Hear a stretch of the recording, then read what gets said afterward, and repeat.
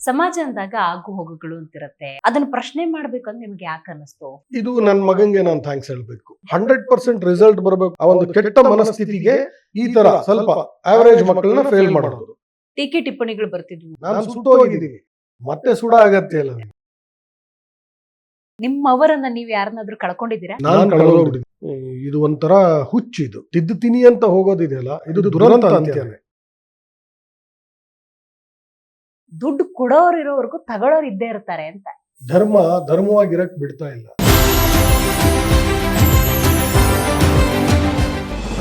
ಅನಿಲ್ ಕುಮಾರ್ ಸಾಮಾಜಿಕ ಹೋರಾಟಗಾರರು. ಸಾಮಾಜಿಕ ಕಳಕಳಿ ಹೊಂದಿರೋ ಅನಿಲ್ ಕುಮಾರ್ ಅವರು ತಮ್ಮದೇ ಒಂದು ಪಡೆ ಕಟ್ಟಿ ಸಾಮಾಜಿಕ ಹೋರಾಟ ಮಾಡ್ತಿದ್ದಾರೆ. ಹೋರಾಟ ಜೇಬು ತುಂಬಿಸೋದಿಲ್ಲ ಅಂತ ಗೊತ್ತಿದ್ರು ಅನ್ಯಾಯದ ವಿರುದ್ಧ ತಮ್ಮ ಹೋರಾಟ ನಿಲ್ಲಿಸಲಿಲ್ಲ. ತಮ್ಮ ತಂದೆಯವರ ಮೌಲ್ಯಾಧಾರಿತ ಬದುಕೆ ಇವರಿಗೆ ಪ್ರೇರಣೆ.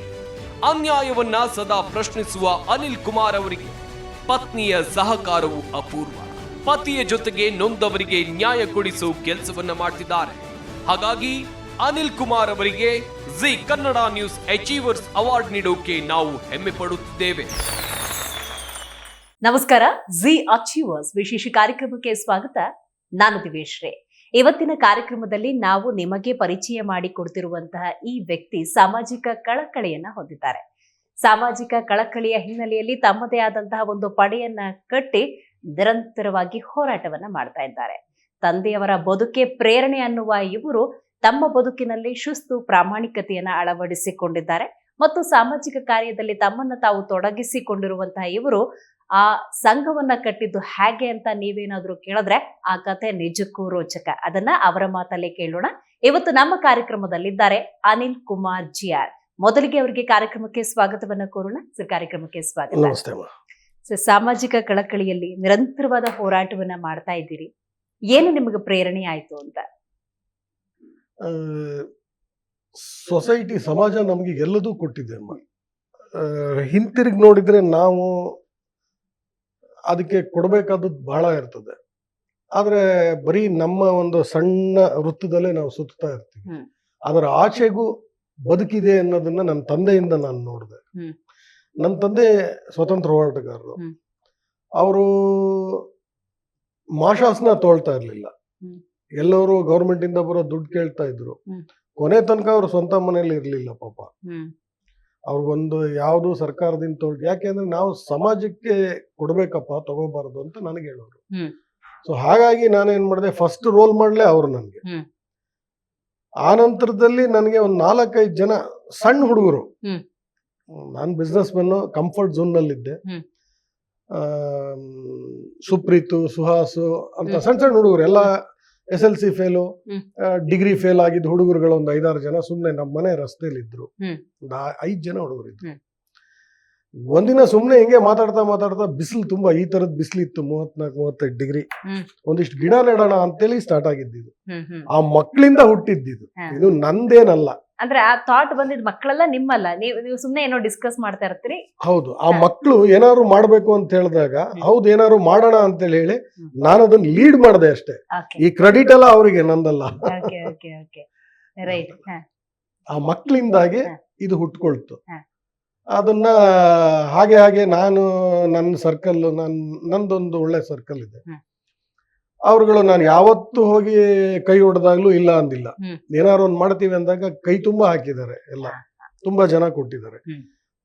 ನಾನ್ ಜಸ್ಟ್ ಅದನ್ನ ನೋಡ್ಕೊಂಡಿದೀನಿ ಅಷ್ಟೇ, ನಾನೇನ್ ಮಾಡಿಲ್ಲ. ಅದ್ರಲ್ಲಿ ಎಲ್ಲ ಅವ್ರ ಕ್ರೆಡಿಟ್ ಅವ್ರಿಗೆ ಹೋಗ್ಬೇಕು. ರೈಟ್. ಸಮಾಜ ಅಂದಾಗ ಆಗು ಹೋಗುಗಳು ಅಂತಿರತ್ತೆ, ಅನ್ಯಾಯಗಳಾಗ್ತಿರತ್ತೆ. ಅದನ್ನ ಪ್ರಶ್ನೆ ಮಾಡ್ಬೇಕಂತ ನಿಮ್ಗೆ ಯಾಕೆ ಅನ್ನಿಸ್ತು? ಹೋರಾಟ ಮಾಡ್ಬೇಕಂತ ಯಾಕೆ ಅನ್ನಿಸ್ತು? ಇದು ನನ್ನ ಮಗಂಗೆ ನಾನು ಥ್ಯಾಂಕ್ಸ್ ಹೇಳ್ಬೇಕು. ನನ್ನ ಮಗ ಪ್ರತಿಷ್ಠಿತ್ ಅಂತೇಳಿ ಅವನಿಗೆ ಥ್ಯಾಂಕ್ಸ್ ಹೇಳ್ಬೇಕು. ಮೊದ್ಲೆಲ್ಲ ನಾನು ತುಂಬಾ ನನ್ನ ಮನೆ, ನನ್ನ ಮಕ್ಕಳು ಇಷ್ಟೇ, ಈ ತರ ಸ್ವಾರ್ಥದಲ್ಲೇ ಬದುಕಿದ್ದೆ ನಾನು. ನನ್ನ ಮಗಂಗೆ ಒಂದು ಪ್ರೈವೇಟ್ ಶಾಲೆಯಲ್ಲಿ ಸೇರಿಸಿದ್ದೆ ನಾನು.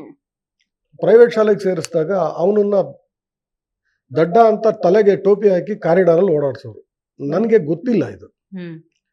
ಆ ಮಗುಗೆ ತಲೆ ಎಲ್ಲ ಹೊಟ್ಟಾಗೋದು, ಟೆನ್ಷನ್ ಅಲ್ಲಿ ಇರೋನು, ಉಗುರು ಕಡೆ ಅವನು ಒಂಥರ ಐಸೋಲೇಟ್ ಆಗಿರೋನು. ಅವನ್ನ 9ನೇ ಕ್ಲಾಸ್ ಫೇಲ್ ಮಾಡ್ತಾರೆ. ಮಾಡಿ ನಮ್ಮನ್ನ ಕರೀತಾರೆ, ನಿಮ್ ಮಗು ಚೆನ್ನಾಗು. ಯಾಕಂದ್ರೆ ಡೇ 1 ಇಂದ ಅಲ್ಲೇ ಓದಿರೋದು, LKG ಇಂದ ಮಗು.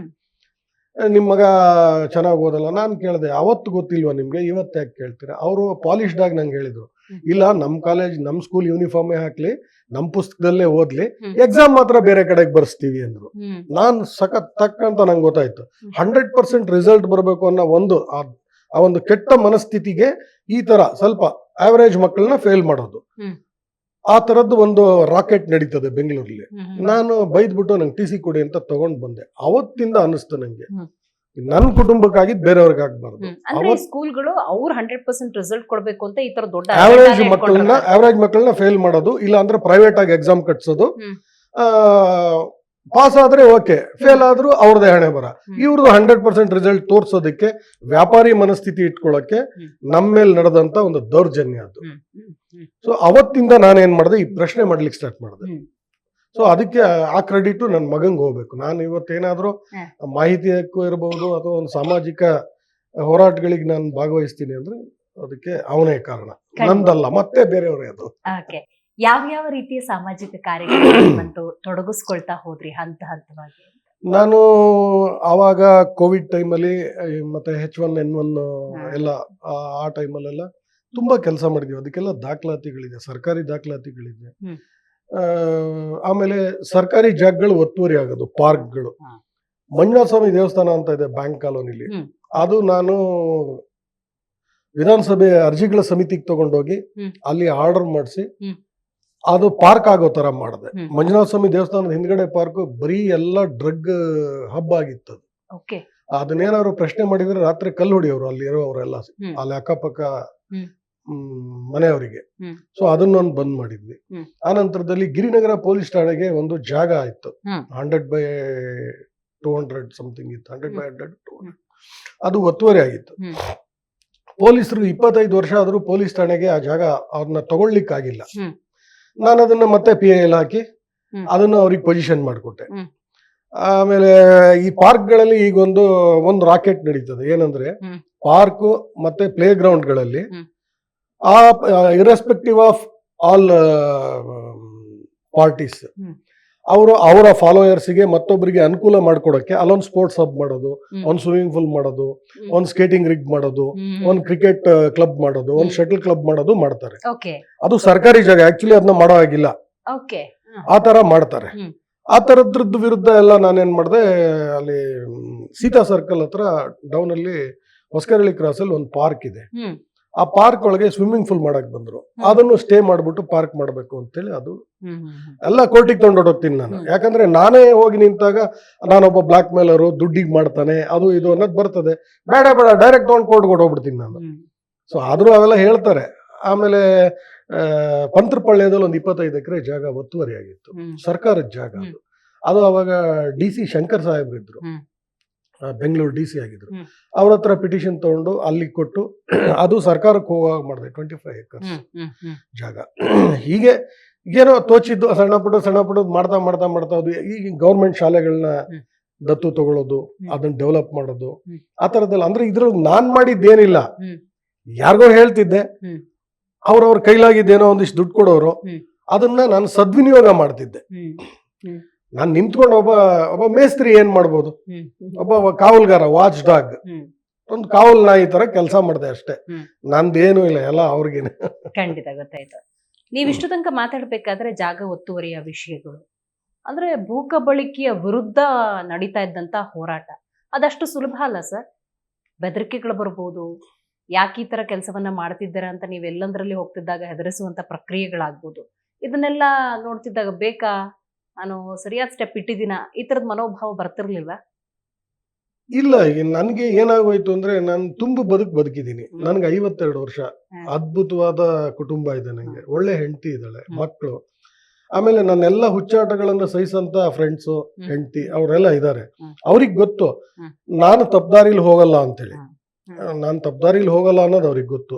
ಆದ್ರೆ ಹೊರಗಡೆ ಶಕ್ತಿಗಳು ನನ್ನ ವಿರುದ್ಧ ತುಂಬಾ ಷಡ್ಯಂತ್ರ ಮಾಡಿದ್ರು. ನನ್ನ ಮೇಲೆ ಅನುಸೂಚಿತ ಜಾತಿ ಮತ್ತು ವರ್ಗಗಳನ್ನ ಮುಂದಿಟ್ಕೊಂಡು ನನ್ನ ಮೇಲೆ ಸುಳ್ಳು ಕೇಸ್ ಹಾಕಿದ್ರು. ಅದೆಲ್ಲ ರಿಪೋರ್ಟ್ಗಳಾಯ್ತು. ನನ್ನ ಮಗನ್ ಗಾಡಿ ಸುಟ್ರು. ಈ ತರದ್ದೆಲ್ಲ ನಡೆದಿದೆ, ತುಂಬಾ ನಡೆದಿದೆ. ಫಾಲೋ ಮಾಡೋದು, ಕಾರ್ ಗಾಜ್ ಹೊಡಿಯೋದು, ಓಹೋ. ಇವೆಲ್ಲ ಮಾಡಿದ್ದಾರೆ. ಅದೆಲ್ಲ ನಾವೇನಂದ್ರೆ ಅಲ್ಲಲ್ಲೇ ಬಿಟ್ಬಿಟ್ವಿ. ಹ್ಮ್. ನಾ ಅವ್ರನ್ನ ಎಂಟರ್ಟೈನ್ ಮಾಡ್ಲಿಲ್ಲ. ಹ್ಮ್. ಎಂಟರ್ಟೈನ್ ಮಾಡ್ಲಿಲ್ಲ. ಪ್ರತಿಕ್ರಿಯೆ ಕೊಟ್ರೆ ಮತ್ತೆ ಮತ್ತೊಂದೇನಾದ್ರೂ ಜಾಸ್ತಿ ಮಾಡ್ತಾರೆ. ಹ್ಮ್. ನಾನು ಅದಕ್ಕೆ ಆನ್ಸರೇ ಮಾಡ್ತಿರ್ಲಿಲ್ಲ. ಹ್ಮ್. ಆಯ್ತಾ, ನಿಂಗ್ ಸಮಾಧಾನ ಸಿಗ್ತಾ ಸಿಗ್ಲಿ. ಹ್ಮ್. ನಮ್ಮನ್ನ ಬೈಯೋದ್ರಿಂದ, ನಮ್ಮನ್ನ ತೆಗಳೋದ್ರಿಂದ, ನಾವು ತೊಂದರೆ ಕೊಡೋದ್ರಿಂದ ಅವ್ರಿಗೆ ಖುಷಿ ಸಿಕ್ಕರೆ ಆಯ್ತು, ಓಕೆ, ಖುಷಿ ಸಿಗ್ಲಿ. ಹ್ಮ್. ನಾನು ಅದನ್ನ ಕಾನೂನುಬದ್ಧವಾಗಿ ಎದುರಿಸಿದೆ ಎಲ್ಲದು. ಹ್ಮ್. ನಂದೆಲ್ಲ ಫೋಟೋಗಳು ಹಾಕಿ ವಾಟ್ಸಪ್ ಗಳಲ್ಲಿ ಇವ್ನ ಕಳ್ಳ ಅಂತ ಬಿಟ್ರು. ಹ್ಮ್. ಎಚ್ಚರ, ಇವನೆಲ್ಲಾರು ಸಿಕ್ಕರೆ ಪೊಲೀಸ್ ಸ್ಟೇಷನ್ಗೆ ಕೊಡಿ ಅಂದ್ರು. ಹ್ಮ್. ತುಂಬಾ ಮಾಡಿದ್ದಾರೆ. ಹ್ಮ್. ತುಂಬಾ ಅಂದ್ರೆ ತುಂಬಾ ಮಾಡಿದ್ದಾರೆ. ಹರಾಸ್ಮೆಂಟ್ ಬಹಳ ಆಗಿದೆ. ಬಟ್ ನನ್ಗೊಂದು ತೃಪ್ತಿ ಇದೆ ಏನಂದ್ರೆ, ಹ್ಮ್. ನನ್ನ ಅಂತರ್ಧ್ವನಿ ಏನ್ ಹೇಳಿದೆ, ನಾನು ಆ ತರ ಬದುಕಿದೀನಿ. ಹ್ಮ್. ಹ್ಮ್. Quality life ಬದುಕಿದೀನಿ. ಹ್ಮ್. ಖುಷಿ ಇದೆ, ಖಂಡಿತ. ತುಂಬಾ ಖುಷಿ ಇದೆ. ಒತ್ತುವರಿ ವಿಚಾರ ಅಂದ್ರೆ 25 ಎಕರೆ ಆ ಪಾರ್ಕ್ಗಳ ವಿಚಾರ ಅಂದಾಗ ಖಂಡಿತವಾಗ್ಲೂ ರಾಜಕಾರಣಿಗಳು ಭಾಗಿಯಾಗಿರ್ತಾರೆ, ಪ್ರಭಾವಿಗಳು ಭಾಗಿಯಾಗಿರ್ತಾರೆ. ಹೌದು. ಸೊ ನೀವು ಅವ್ರನ್ನೆಲ್ಲ ಎದುರು ಹಾಕೊಳ್ಳೋದು ಅಂದ್ರೆ ಅಷ್ಟು ಸುಲಭ ಸಾಧ್ಯ ಅಲ್ಲ ಸರ್. ನನಗೆ ಒಂದ್ ಏನಂದ್ರೆ, ನಾನು ಕೈ ಕೆಸರು ಮಾಡ್ಕೊಂಡಿಲ್ಲ. ಹ್ಮ್. ನಾನು ಬೇಡಿದೀನಿ. ಹ್ಮ್. ಏನೋ ಒಳ್ಳೆ ಕೆಲ್ಸಕ್ಕೆ ಏನಾದ್ರು ಸಹಾಯ ಮಾಡ್ರಪ್ಪ ಅಂತ ಯಾರೋ 4 ಜನರ ಹತ್ರ ಬೇಡಿದೀನಿ. ಹ್ಮ್. ಆದ್ರೆ ಕಾಂಪ್ರಮೈಸ್ ಆಗಿಲ್ಲ. ಹ್ಮ್. ಅದಾಗ್ಬಿಟ್ಟಿದ್ರೆ ನನಗೆ, ಹ್ಮ್. ನಾನು ಅವ್ರು ಹೇಳ್ದಂಗೆ ಕೇಳ್ಬೇಕಿತ್ತು. ಹ್ಮ್. KRIDL ಅಂತ ಒಂದು ಸಂಸ್ಥೆ ಇದೆ, ಹ್ಮ್. ಕರ್ನಾಟಕ ಗೌರ್ಮೆಂಟ್. ಹ್ಮ್. 1 ವರ್ಷ ಹ್ಮ್. ಅವರು ಏನು ಕೆಲಸ ಮಾಡದೇ ಇದ್ದಂಗೆ ಹೈಕೋರ್ಟ್ ಅಲ್ಲಿ PIL ಹಾಕಿ ಸ್ಟೇ ತಂದೆ. ನಾನು ಹೆಚ್ಚು ಕಡಿಮೆ 35,000 40,000 ಕೋಟಿಯಷ್ಟು ದುಡ್ಡು ಹ್ಮ್. ಅವರು ಏನು ಕೆಲಸ ಮಾಡಬಾರ್ದು ಆ ತರ ಮಾಡಿ ಕೋರ್ಟ್ ಅಲ್ಲಿ ಸ್ಟೇ ತಂದೆ. ಸರ್ಕಾರ ಅದಕ್ಕೆ ಹ್ಮ್. ಆ ತರದ್ದು ಒಂದು ಅಕ್ರಮ ನಡೆಸಕ್ಕೆ ಸರ್ಕಾರ ಸ್ಪೆಷಲ್ ಆಗಿ ಒಂದು ಅಮೆಂಡ್ಮೆಂಟ್ ಮಾಡಿ ಹ್ಮ್. ಸುಗ್ರೀವಾಜ್ಞೆ ತಂದು ಅದಕ್ಕೆ 2 ಕೋಟಿ ಕೆಲಸ ಕೊಡಬೇಕು ಅಂತ ಮಾಡ್ತು. ಹ್ಮ್. ಇವತ್ತು ಕೇಸ್ ಇದ್ದಂಗೆ, ಹ್ಮ್. ಕೇಸ್ ನಡೀತಾನೆ ಇದೆ ಇವತ್ತು. ಹ್ಮ್. ಅದರಲ್ಲೂ ಹೇಳಿದ್ರು ಅನಿಲ್ ದುಡ್ಡು ತಗೊಂಡ, ಅದು ಮಾಡ್ದ, ಇದು ಮಾಡ್ದ, ಏನೇನೋ ಒಟ್ನಲ್ಲಿ ಪ್ರಾಪಗಂಡ ಮಾಡಿ ಬಿಟ್ಬಿಡ್ತಾರೆ. ಹ್ಮ್. ಬಟ್ ಏನಂದ್ರೆ, ನಿಮ್ಗೆ ಗೊತ್ತಿರ್ಬೇಕು ನೀವೇನು. ಹ್ಮ್. ನಾನು ಆನ್ಸರಬಲ್ 4 ಜನಕ್ಕೆ, ಹ್ಮ್. ನನ್ನ ಅಂತರಾತ್ಮಕ್ಕೆ, ನನ್ನ ಕುಟುಂಬಕ್ಕೆ, ನನ್ನ ಸ್ನೇಹಿತರಿಗೆ, ಹ್ಮ್. ಇಷ್ಟೇ ಜನಕ್ಕೆ ಹ್ಮ್. ನಾನು ಪೂಜೆ ಮಾಡೋ ಈಶ್ವರಂಗೆ. ಹ್ಮ್. ಮತ್ತೆ ಯಾರಿಗೂ ಜವಾಬ್ದಾರಿ ಇಲ್ಲ. ಓಕೆ. ಆದ್ರೆ ಇವತ್ತು ಪ್ರಭಾವಿಗಳು ಒತ್ತುವರಿ ಮಾಡ್ಕೊಳ್ಳೋದು, ಆಸ್ತಿ ಕಬಳಿಕೆ ಮಾಡ್ಕೊಳ್ಳೋದು, ಬೇಕಾದಷ್ಟು ದುಡ್ಡು ಮಾಡ್ಕೊಳ್ಳೋದು ತೀರಾ ಸಹಜ ಆಗಿರೋದ್ರಿಂದಾಗಿ ಅದರ ವಿರುದ್ಧ ಹೋರಾಟ ಮಾಡಿದಾಗ ನೀವ್ ಹೇಳಿದ್ರಿ ಸೀದಾ ನಾನ್ ನ್ಯಾಯಾಲಯಕ್ಕೆ ಹೊರಟೋಗ್ಬಿಡ್ತೀನಿ. ಹೌದು, ಹೌದು. ನ್ಯಾಯಾಲಯದ ಮೇಲೂ ಕೂಡ ಅಪನಂಬಿಕೆ ಅನ್ನುವಂತ ಹಲವಾರು ಪ್ರಕರಣಗಳಾಗ್ತವೆ. ನಾವಿನ್ನೂ ಹಂಗಾದ್ರೆ ಬಹಳ ವಿಶ್ವಾಸದಿಂದ ನ್ಯಾಯಾಲಯದ ಮೇಲೆ ನಂಬಿಕೆ ಇಟ್ಕೋಬಹುದಾ? ಖಂಡಿತವಾಗೂ. ಯಾಕೆಂದ್ರೆ ನೋಡಿ, ಇವತ್ತು ನಮ್ಗೆ ಈ ಸಂವಿಧಾನ ಇಲ್ಲದೆ ಇದ್ದಿದ್ರೆ, ಹ್ಮ್.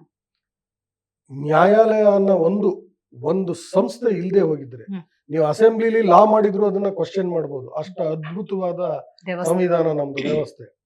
ನಮ್ಮ ಮೇಲೆ ನಮ್ಗೆ ನಂಬಿಕೆ ಇದ್ದು, ನಮ್ಮ ಹತ್ರ ಇರೋ ದಾಖಲಾತಿಗಳ ಮೇಲೆ ನಮಗೆ ನಂಬಿಕೆ ಇದ್ದು, ಹ್ಮ್. ನಾವು ಶುದ್ಧ ಚರಿತ್ರರಾಗಿದ್ರೆ, ಹ್ಮ್. ಶುದ್ಧ ಚರಿತ್ರರು ಅಂದ್ರೆ ಎಲ್ಲಾ ವಿಷಯದಲ್ಲೂ ಅಲ್ಲ, ಹ್ಮ್. ನನ್ನಲ್ಲೂ ನಾನು ಲೋಪಗಳು. ಅಂಕು ಡೊಂಕು ಇದ್ದೀನಿ. ಹ್ಮ್.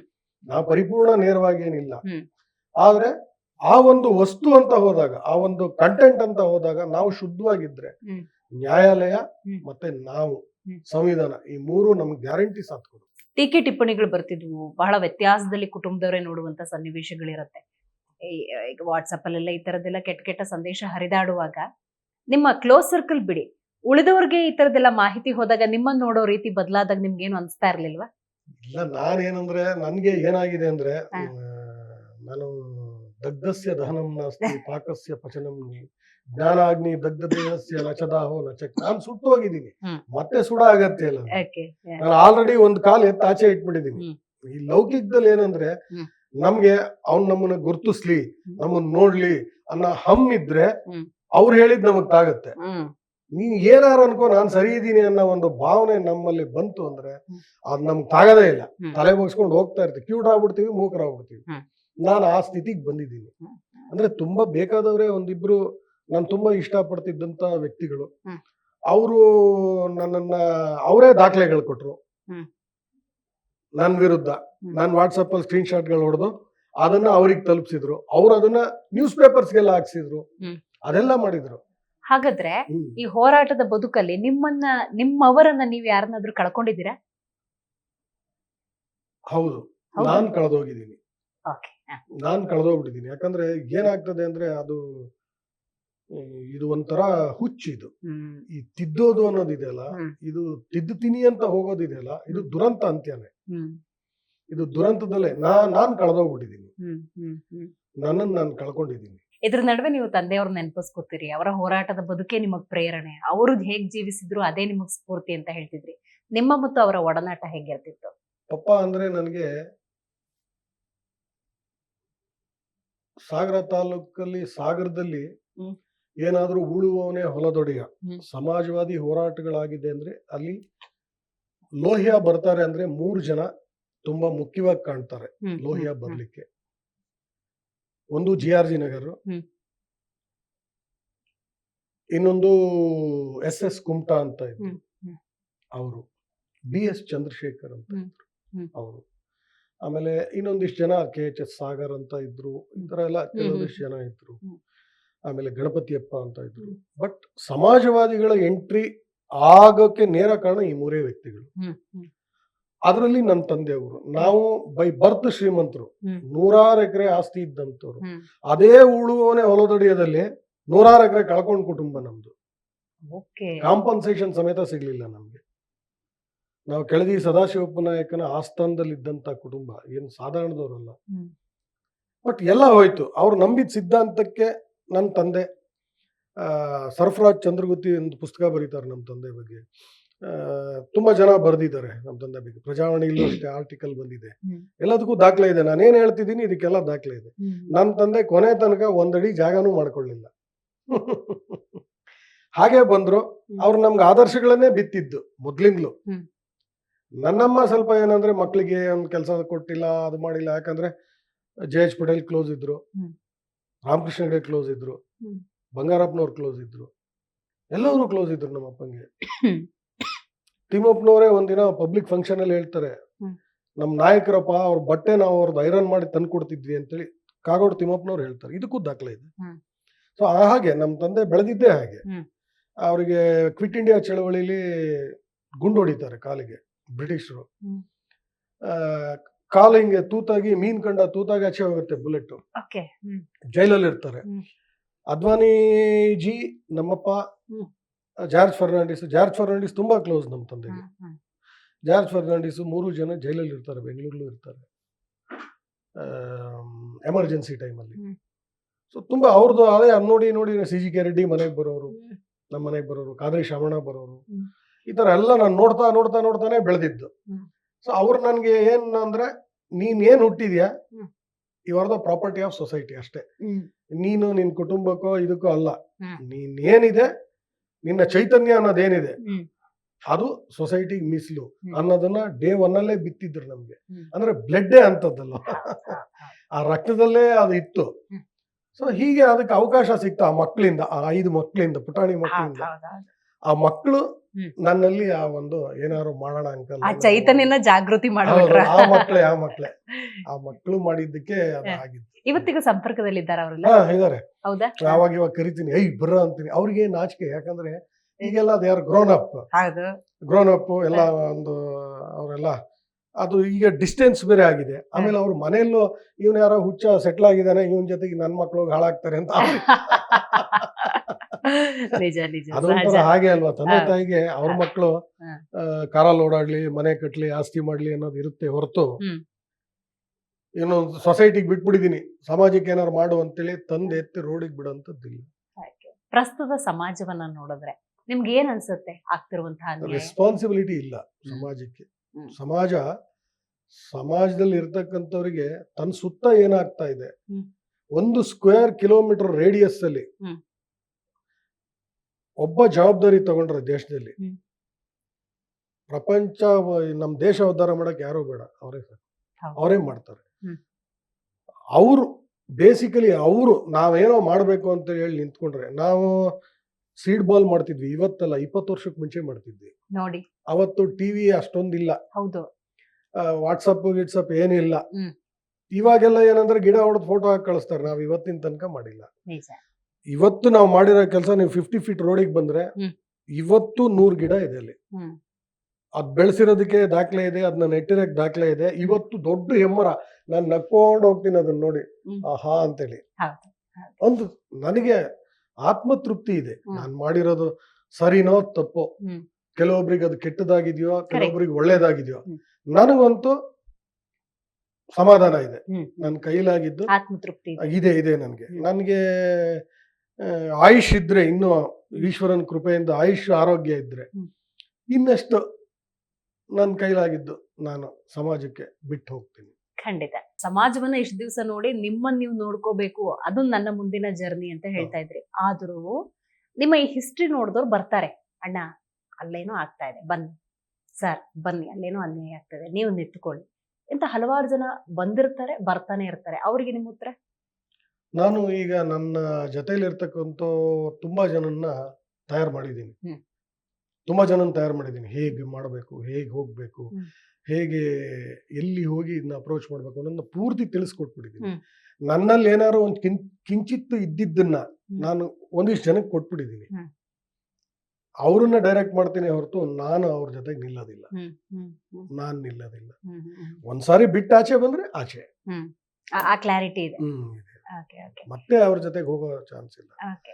ಇದೆ ಹೊನ್ನಾವರದಲ್ಲಿ ಒಂದು ಬಂದರ್ ಆಗ್ತಾ ಇದೆ, ಕಮರ್ಷಿಯಲ್ ಬಂದರು. ಅದ್ರದ್ದು ಲೀಡ್ ಮಾಡು ಅಂದ್ರು ನನಗೆ. ಹ್ಮ್. ಅದ್ರದ್ದು ಹೌದು. ಅದ್ರ ವಿರುದ್ಧ ನೀನ್ ಲೀಡ್ ಮಾಡು ಅಂತೇಳಿ ನನಗೆ ಹ್ಮ್. ಚೌಧರಿ ಅಂತೇಳಿ ಹೇಳಿ ಒಬ್ರು ಮೀನುಗಾರರ ಸಂಘದ ಅಧ್ಯಕ್ಷರು, ಇವ್ರದ್ದು ಹ್ಮ್. ಈ ಕೋಲಿ ಸಮಾಜದ ಅಧ್ಯಕ್ಷರಿದ್ದಾರೆ ಸ್ಟೇಟ್, ಹ್ಮ್. ಗೌತಮ್ ಆರ್ ಚೌಧರಿ ಅಂತೇಳಿ. ಅವ್ರು ನನಗೆ ಹೇಳಿದ್ರು ಇದನ್ನ ಮಾಡುವಂಗಿಲ್ಲ. ನಾನು ಅವರಿಗೆ ನಾನು ಟ್ರೈನ್ ಮಾಡ್ಕೊಡ್ತೀನಿ, ಹೇಗೆ ಹ್ಮ್. CRZ ಯಾವ ತರ ಹೇಗೆ apply Correct, ಆಗ್ತದೆ, correct. ಏನಾಗುತ್ತೆ, ಹ್ಮ್. ಮರೀನ್ ಲಾಸ್ ಏನು. ಹ್ಮ್. ಯಾಕಂದ್ರೆ ನಾನು ಮರೀನ್ ಲಾ ಸ್ವಲ್ಪ ಓದ್ಕೊಂಡಿದ್ದೀನಿ. ಹ್ಮ್. ಮರೀನ್ ಲಾ ಬಗ್ಗೆ ನಂಗೆ ಒಂದಿಷ್ಟು ನಾಲೆಡ್ಜ್ ಇದೆ. ಹ್ಮ್. ಅದು ಹೇಗ್ ಮಾಡೋದು ಹೇಗೆ. ಹ್ಮ್. ಆಮೇಲೆ ಚೆನ್ನೈ ಮತ್ತೆ ಬಾಂಬೆಲಿ ಮರೀನ್ ಆಕ್ಟಿವಿಟ್ಸ್ ಎಲ್ಲ ನನ್ನ ಹ್ಮ್. ಕಾಂಟ್ಯಾಕ್ಟ್ ಅಲ್ಲಿ ಇದ್ದಾರೆ. ಹ್ಮ್. ವೆಸ್ಟ್ ಬೆಂಗಾಲ್ ಅಲ್ಲಿ ಎಲ್ಲ ಹ್ಮ್. ಹ್ಮ್. ಹ್ಮ್. ಅವ್ರನ್ನೆಲ್ಲ ನಾನು ಅವ್ರಿಗೆ ಹ್ಮ್. ಪರಿಚಯ ಮಾಡ್ಕೊಡ್ತೀನಿ ಹೊರತು ನಾನು ಹ್ಮ್. ಇಲ್ಲ. ಸಾಕು, ನನ್ನ ಇತಿಮಿತಿಲಿ ನಾನು ಏನ್ ಮಾಡ್ಬೋದು. ಹ್ಮ್. ನನ್ನನ್ನು ನಾನು ನೋಡ್ಕೊಳಕ್ಕೆ ಹ್ಮ್. ದೇವ್ರು ಅವಕಾಶ ಕೊಟ್ಟಿದ್ದಾನೆ. ಹ್ಮ್. ನನ್ನನ್ನು ನಾನು ನೋಡ್ಕೋಬೇಕು. ಖಂಡಿತ ಗೊತ್ತಾಯ್ತು. ಆದ್ರೂ ಬಹುತೇಕ ಇವತ್ತಿನ ನಮ್ಮ ಕರ್ನಾಟಕ ಭಾಗ ಅಂತಾನೆ ತಗೊಂಡ್ರೆ, ಗ್ರಾಮೀಣ ಭಾಗ ಇರ್ಬೋದು ಅಥವಾ ಸಾಕ್ಷರತೆಯ ಕೊರತೆಯಿಂದನೋ ಭ್ರಷ್ಟಾಚಾರದ ಜೊತೆಗೆ ಬದುಕುವಂತಹ ಸನ್ನಿವೇಶ ಬಂದ್ಬಿಟ್ಟಿದೆ. ಯಾವ್ದೊಂದು ಸಣ್ಣ ಸಿಗ್ನೇಚರ್ಗೂ ಪಾಕೆಟ್ ಅಲ್ಲಿ ಇಷ್ಟು ದುಡ್ಡಿದ್ರೆ ಈ ಕೆಲಸ ಆಗತ್ತೆ ಅನ್ನೋ ಬುದ್ಧಿವಂತಿಕೆ ಜನಕ್ಕೆ ಬಂದ್ಬಿಟ್ಟಿದೆ, ಸಾಕ್ಷರತೆ ಇಲ್ಲದೆ ಹೋದ್ರು ಕೂಡ. ಹಾಗಾಗಿ ನಾನು ಕೇಳೋದು, ಜಾಗೃತಿ ಮೂಡಿಸುವಂತಹ ಜವಾಬ್ದಾರಿ ಇದೆಯಲ್ಲ. ಯಾಕಂದ್ರೆ ಭ್ರಷ್ಟಾಚಾರ ಈ ಮಟ್ಟಕ್ಕೆ ತಾಂಡವಾಡ್ತಾ ಇದೆ, ದುಡ್ಡು ಕೊಡೋರು ಇರೋವರೆಗೂ ತಗೊಳ್ಳೋರು ಇದ್ದೇ ಇರ್ತಾರೆ ಅಂತ. ಅಮ್ಮ ನೋಡಿ, ನಮ್ಗೆ ಒಂದು ಪ್ರಜ್ಞೆ ಇರಬೇಕು, ಕನ್ನಡಿಲಿ ನಾವು ಯಾರನ್ನು ನೋಡ್ಕೋತಿದೀವಿ ಅಂತೇಳಿ. ಹ್ಮ್. ಚುನಾವಣೆ ಬಂದಾಗ ನಾವು ಹ್ಮ್. ನನಗೊಂದು ಶಾಲೆ ಕಟ್ಟಿಸ್ಕೊಡು, ಹ್ಮ್. ನನಗೊಂದು ಆಸ್ಪತ್ರೆ ಕಟ್ಟಿಸ್ಕೊಡು, ಹ್ಮ್. ನನಗೊಂದು ರಸ್ತೆ ಬೇಕು, ನನಗೊಂದು ಅಂಗನವಾಡಿ ಬೇಕು ಹ್ಮ್. ಅಂತ ಕೇಳೋ ಬದಲು ನಮ್ಮ ದೇವಸ್ಥಾನಕ್ಕೆ, ನಮ್ಮ ಚರ್ಚಿಗೆ, ನಮ್ಮ ಮಸೀದಿಗೆ, ನಮ್ಮ ದರ್ಗಾಗೆ ಮತ್ತೊಂದು ಕೊಡಿ ಅಂತ ಕೇಳೋ ಮನಸ್ಥಿತಿ ಇದೆ. ಹ್ಮ್. ಧರ್ಮವಾಗಿರಕ್ ಬಿಡ್ತಾ ಇಲ್ಲ, ಹ್ಮ್. ಅದನ್ನ ಅಸ್ತ್ರ ಮಾಡ್ಕೋತಾ ಇದ್ದಾರೆ. ಹ್ಮ್. ಮನುಷ್ಯನಿಗೆ ಒಂದು ಪ್ರಜ್ಞೆ ಇರಬೇಕು, ನಾನು ಏನ್ ಮಾಡ್ತಾ ಇದ್ದೀನಿ, ಹ್ಮ್. ಏನ್ ಆಗ್ತಾ ಇದೆ, ನನ್ನ ಸುತ್ತ ಏನ್ ಆಗ್ತಾ ಇದೆ, ನನಗೆ ಏನ್ ಬೇಕು, ನನ್ನ ಊರಿಗೆ ಏನ್ ಬೇಕು. ಹೌದು. ಅದು ಯಾರಲ್ಲೂ ಆ ಪ್ರಜ್ಞೆ ಸತ್ತೋಗಿದೆ, ಆ ಕಿಚ್ಚು. ಮತ್ತೊಂದು ಇತ್ತ ನೀವ್ ಹೇಳುವಂತಹ ನಮ್ಮ ಕಾಲಘಟ್ಟದಲ್ಲಿ ಇತ್ತು. ಹಾ. ನಿಮ್ಗೊಂದು ಸಣ್ಣದು ಹೇಳ್ತೀನಿ, ಹ್ಮ್. ರಸ್ತೆಯಲ್ಲಿ ಕಲ್ ಬಿದ್ದಿದ್ರೆ ಎತ್ತಿ ಸೈಡಿಗೆ ಹಾಕಿ ಹೋಗ್ತಿದ್ವಿ. Super. ಗಾಜು ಹೊಡೆದಿದ್ರೆ ಎಲ್ಲ ತೆಗೆದು, ಸಣ್ಣ ಮಕ್ಕಳು ನಾವು, ಕೈ ನಮ್ಗೆ ಗಾಯ ಆಗುತ್ತೆ ಅನ್ನೋದು ಗೊತ್ತಿಲ್ಲ, ಅದನ್ನೊಂದು ಪೇಪರ್ ಅಲ್ಲಿ ಹಾಕಿ ತೆಗೆದು, ಯಾಕಂದ್ರೆ ನಮ್ಮ ಮೇಷ್ಟ್ರುಗಳು ಆ ತರ ಹೇಳ್ತಿದ್ರು ನಮ್ಗೆ. Super. ಹೌದು. ಇವತ್ತು ಏನಾಗ್ತಾ ಇದೆ ಪರಿಸ್ಥಿತಿ, ಮೇಷ್ಟ್ರುಗಳು ಒಂದು ರಾಜಕೀಯ ಪಾರ್ಟಿ ಮತ್ತೊಬ್ಬರದ್ದು ಫೇಸ್ ಆಗಿದ್ದಾರೆ. ಹ್ಮ್. ಅವರು ಒಂದು ಫೇಸ್ ಆಗಿದ್ದಾರೆ. ಹೌದು. ನೀವು ಪವರ್ ಡೆಲಿಗೇಷನ್ ಅಂತೇಳಿ ಹೇಳಿ ಹ್ಮ್. ಪವರ್ ಡೆಲಿಗೇಷನ್ ಮಾಡಿ ಮಾಡಿ ಮಾಡಿ ಏನಾಗಿದೆ, ಹ್ಮ್. ಹಳ್ಳಿಲೂ ರಾಜಕಾರಣ ಮಿತಿ ಮೀರಿದೆ. ಹ್ಮ್. ಊರಿಗೆ ಬೇಕಾಗಿದ್ದು ಎಲ್ಲೂ ಸಿಗ್ತಾ ಇಲ್ಲ. ಒಂದು ಶಾಲೆ ಡೆವಲಪ್ ಆಗಕ್ಕೆ, ಹ್ಮ್. ಒಂದು ಶಾಲೆ ಡೆವಲಪ್ ಮಾಡಕ್ಕೆ ಹ್ಮ್. ದೇಣಿಗೆ ತೆಗಿತಾರೆ. ಹೌದು. ಯಾಕೆ ಸರ್ಕಾರದಲ್ಲಿ ದುಡ್ಡಿಲ್ವಾ? ಅದನ್ನ ತರೋದಕ್ಕೆ ಒಬ್ಬ ಶಾಸಕ ಇಲ್ವಾ, ಹ್ಮ್. ಒಬ್ಬ MLC ಇಲ್ವಾ, ಒಬ್ಬ MP ಇಲ್ವಾ, ಹ್ಮ್. ಒಬ್ಬ ಪಾಲಿಕೆ ಸದಸ್ಯ ಇಲ್ವಾ? ಹ್ಮ್. ಯಾಕೆ ಅವರಿಗೆ ಆ ದಿಶಕ್ತಿ ಇಲ್ವಾ? ಹ್ಮ್. ಅವ್ರ ಕೈಯಲ್ಲಿ ಕೆಲಸ ಮಾಡಿಸ್ಕೋಬೇಕು. ಹ್ಮ್. ನಿಮ್ಗೊಂದು ಹೇಳ್ತೀನಿ, ಕೇಳ್ಕೊಳ್ಳಿ, ಇದನ್ನ ನೆನ್ಪಿಟ್ಕೊಳ್ಳಿ ಮೇಡಮ್. ಗೋಪಾಲ್ ಗೌಡ್ರು ಅಂತ ಪುಣ್ಯಾತ್ಮ, ಅವ್ರೊಂದು ಮಾತು ಹೇಳ್ತಾರೆ. 50 ಜನ ಅವ್ರ ಮನೆ ಮುಂದೆ ಹೋಗಿ ನಿಂತ್ಕೋತಾರೆ, ಹ್ಮ್. ತೀರ್ಥಹಳ್ಳಿ ಮನೆ ಮುಂದೆ. ಹ್ಮ್. ಗೋಪಾಲ್ ಗೌಡ್ರು ಕೇಳ್ತಾರೆ, ಹ್ಮ್. ಯಾಕ್ರ ಬಂದಿದ್ದೀರಾ ಅಂತೇಳಿ. ಹ್ಮ್. ಒಂದು ಸೇತುವೆ ಆಗ್ಬೇಕಿತ್ತು. ಹ್ಮ್. ಸೇತುವೆ ಆಗ್ಬೇಕಾದ್ರೆ ನನ್ ಮನೆಗೆ ಯಾಕೆ ಬಂದಿದ್ದೀರಾ, ಹೋಗ್ರ ಅವ್ನು ಇಂಜಿನಿಯರ್ನ ಕೇಳ್ರ ಅಂತ ಹೇಳಿ ಕಳಿಸ್ತಾರೆ. ನಾನು ಶಾಸಕ, ಹ್ಮ್. ಶಾಸನ ಸಭೆಯಲ್ಲಿ ಶಾಸನ ಮಾಡಕ್ಕಿರೋದು. ಹ್ಮ್. ಇವತ್ತು ಪರಿಸ್ಥಿತಿ ಏನಿದೆ ನೋಡಿ. ಇವತ್ತು ಬೆಂಗಳೂರಲ್ಲಿ ಜೀವನ ಮಾಡಕ್ಕೆ ಸಾಧ್ಯ ಇಲ್ದಷ್ಟು ಮಟ್ಟಿಗೆ ಕಾಂಕ್ರೀಟ್ ಕಾಡ್ ಬೆಳೆಸ್ತಾ ಇದ್ದಾರೆ, ಇಲ್ಲೀಗಲ್ ಬಿಲ್ಡಿಂಗ್ಗಳು ಬೆಳೆಸ್ತಾ ಇದ್ದಾರೆ, ಅನಧಿಕೃತ ಕಟ್ಟಡಗಳು ಎಲ್ಲೇ ಮೀರಿದೆ.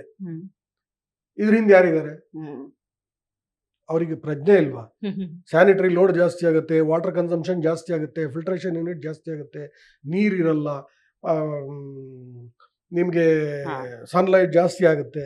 ಇದೆಲ್ಲ ಏನಾಗಿದೆ ಅಂದ್ರೆ ನಮ್ಮಲ್ಲಿ ಪ್ರಜ್ಞೆ ಹೊರಟೋಗಿದೆ. ನಮ್ಗೆ ಏನ್ ಬೇಕು ಅನ್ನೋ ಕ್ಲಾರಿಟಿನೇ ಇಲ್ಲ ಜನಕ್ಕೆ. ಸೊ ಹಾಗಾಗಿ ಈ ಪ್ರಪಂಚದಲ್ಲಿ ಕಷ್ಟ. ರೈಟ್ ಸರ್, ಇವತ್ತಿನ ಕಾರ್ಯಕ್ರಮದಲ್ಲಿ ನೀವು ಭಾಗಿಯಾಗಿ ನಿಮ್ಮ ಹೋರಾಟದ ಬದುಕು ಹೇಗಿತ್ತು, ನಿಮ್ಮ ಮುಂದಿನ ಗುರಿ ಏನು, ಇದನ್ನ ತಿಳಿಸ್ಕೊಟ್ಟಿದ್ದಕ್ಕಾಗಿ ಧನ್ಯವಾದಗಳು. ಸೊ ನೋಡಿದ್ರಲ್ಲ ವೀಕ್ಷಕರೇ, ಇವತ್ತಿನ ನಮ್ಮ ಕಾರ್ಯಕ್ರಮದಲ್ಲಿ ಸಾಮಾಜಿಕ ಕಳಕಳಿಯನ್ನ ಪ್ರಾಮಾಣಿಕವಾಗಿ ಹೊಂದಿರುವಂತಹ ಅನಿಲ್ ಕುಮಾರ್ ಅವರು ಭಾಗಿಯಾಗಿದ್ದರು. ಅವರ ಸಂದೇಶ ಒಂದೇ, ಜನ ಜಾಗೃತರಾಗಿರುವವರೆಗೂ, ಪ್ರಜ್ಞಾವಂತಿಕೆ ಅನ್ನೋದು ಇಲ್ಲದೆ ಇರುವವರೆಗೂ ಈ ಅನ್ಯಾಯ ಅನ್ನೋದು ನಡೀತಾ ಇರತ್ತೆ. ಹಾಗಾಗಿ ಜನ ಜಾಗೃತಗೊಳ್ಬೇಕು, ಪ್ರಜ್ಞೆಯಿಂದ ಪ್ರತಿ ಹೆಜ್ಜೆಯನ್ನು ಇಡಬೇಕು ಅನ್ನುವಂತಹ ಮಾತನ್ನ ತಿಳಿಸ್ಕೊಟ್ಟಿದ್ದಾರೆ. ಅವರ ಮುಂದಿನ ಆಶಯಗಳಲ್ಲೂ ಕೂಡ ಆದಷ್ಟು ಬೇಗ ಈಡೇರಲಿ ಅಂತ ಹೇಳ್ತಾ ಇವತ್ತಿನ ಕಾರ್ಯಕ್ರಮವನ್ನ ಮುಗಿಸೋಣ. ನೋಡ್ತಾ ಇರಿ ಜಿ ಕನ್ನಡ ನ್ಯೂಸ್, ಸತ್ಯವೇ ಸುದ್ದಿಯ ಜೀವಾಳ.